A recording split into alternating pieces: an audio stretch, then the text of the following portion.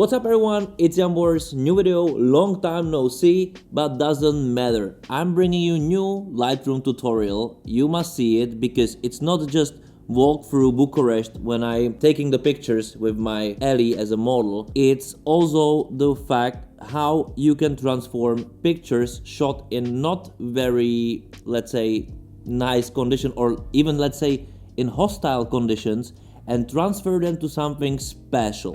On this way, of course, I'm using my presets, so you can buy them on Buy Me a Coffee, but it's also not the reason you need to use presets or you need to use my presets. There are much more principles to use that my complete visual standards like myself. Have yours, it's absolutely fine. Just mind how very fast workflow and how very fast extensively AI usage can be extremely helpful in a way as it was never before. If you're ready, let's go. Let's, how actually you say it? Let's enhance some pictures before, after, from raw to export. Let's do this. And let's do some Bucharest tour with Ellie. First of all, we will go to metro station Eroi Revoluției. And let's not waste time. So first of all, I apply my preset, but this is pretty obvious. This is how I save time. They accord to my style of photography, my colors, and so on. But what is very important, I'm not putting the amount of the preset to 100% all the time. So maybe in this case I do, but mind that there is always possibility to do like 50%, 30%, 25%, 60%, and so on and so on. What is more important, it's your just feeling where you want to put the picture and then replicate this into every other in the series, so they are matching itself. This also comes with the white balance and so on. What I do, as you can already see, that I use AI extensively in the way as I basically pick background, I pick the face, I use linear gradient, and in that I'm also selecting plus and minus. Plus means what you want to add to this, and minus means what actually you don't want there. So in the linear gradient, I'm basically targeting Ellie's face, and why I'm doing it this way and not using the draw instrument is because this is much more accurate. It's better with the gradient. It doesn't create any very weird mistakes of your mistouch something or whatsoever. And I can crazily accurate just her face, taking up the clothes, taking up some other elements, background, and so on. So it's really affecting like her face. I adjust it, I tweak it, and then also I use the brush tool and I brush her eye iris a little bit to have this better reflection, and then I check it. So as you can see, then I replicate all of those AI settings into the other photos and I tweak it on them because of course the conditions are a little bit different. They're not matching exactly the same as you can see on this picture, and also there are different angles, different atmospheres. So it's not just copy paste, it's copy paste with tweaking, but I'm saving extremely big amount of time by just doing so. And this is the reason why I'm using AI like this. Before, of course, I was using a lot of brushing tools and some other tools, but it was slower. This basically just makes the work higher without like it doesn't affect your after all your touch. This is up to you, you know, completely. So this is how I do it, this is how I tweak it, and this is how I also extensively use Lightroom AI in my own advantage, because I'm able to do a big series of pictures quite quickly, quite accurate, quite matching, and I'm not getting completely super stressed with the time management and also with how many details I need to take care of, because they are taken care of basically. Also, you can see that I'm using a lot of grain, but this is nothing you need to really use. Let's move on inside the metro station and outside into the tram station. This new building, new crazy nice vibe station, and the photos there.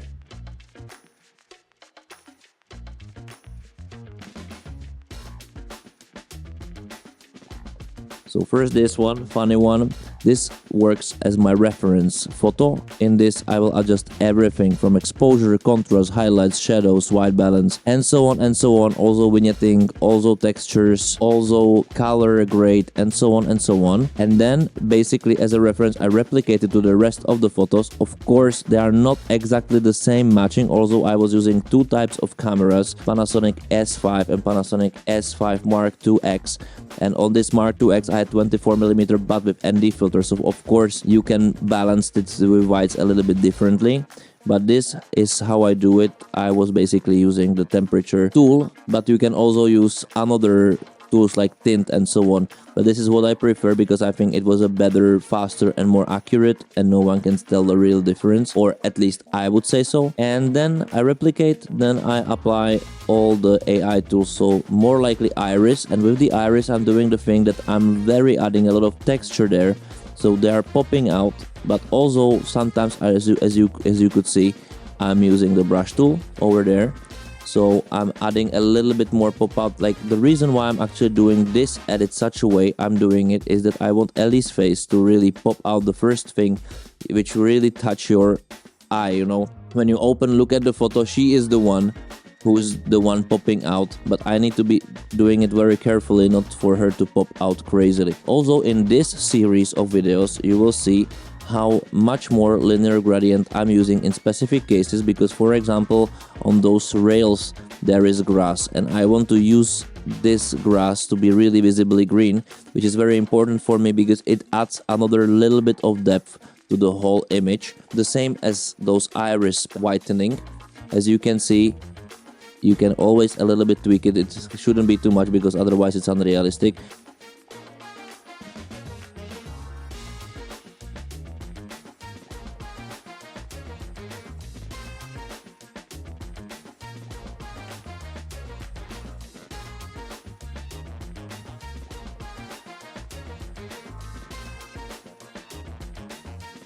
But for me what's important that I have so many nice tools to use, and in here you can use how I use the linear gradient in other ways, that I'm adding much more things.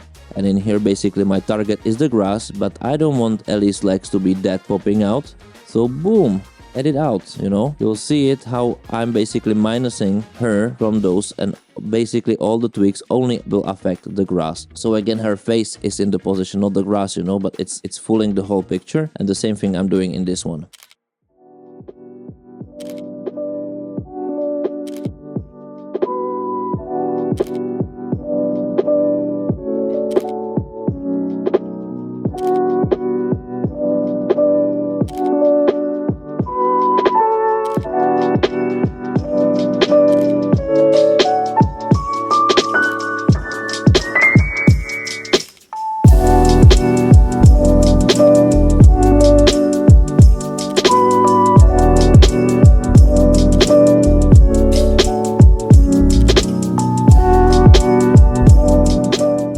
Let's move on inside the metro station and outside of metro station. Bucharest metro station, like Bucharest metro system, is really nice. I really like it. It's easygoing. You don't need cash, you don't need anything, just your phone card, and it works. You go there, it's quite cheap. It's very full of people, like Bucharest is 4 million people, so it's very occupied all the time. We bought something to eat, and then with the crazy traffic background, we start photo shooting outside the metro station directly. And for this, of course, I was shooting also inside of metro, but in this case I will show you like one color grade example, and then I will put the rest into black and white. And you can see that also over there, even black and white, it let you do much more things or hide much more things that you wish, or that you need to show. It helps you basically when the color grade doesn't work or when you don't like it, to create some amazing atmosphere. So I will be using it in here. And also over here you'll see what other AI tool I'm using. I'm using I'm using the skin selection, or the facial skin selection actually, as I want to make Ellie's skin here very smooth because the light wasn't really pleasant that much. And this is very important because this is how very easily you can make it smooth. But also I was using brush tools to still make some contours over there to make it more realistic. So you'll see exactly how I do it and why combination of all those tools is very essential and important for your work frame and working in general, because you need to pinpoint some style, some specific things, even a little bit. Maybe a photographer only will see it, you never know this, but it's also possible that everybody else will see it. It's not necessary to do it on the other hand, but it's a nice touch in my opinion.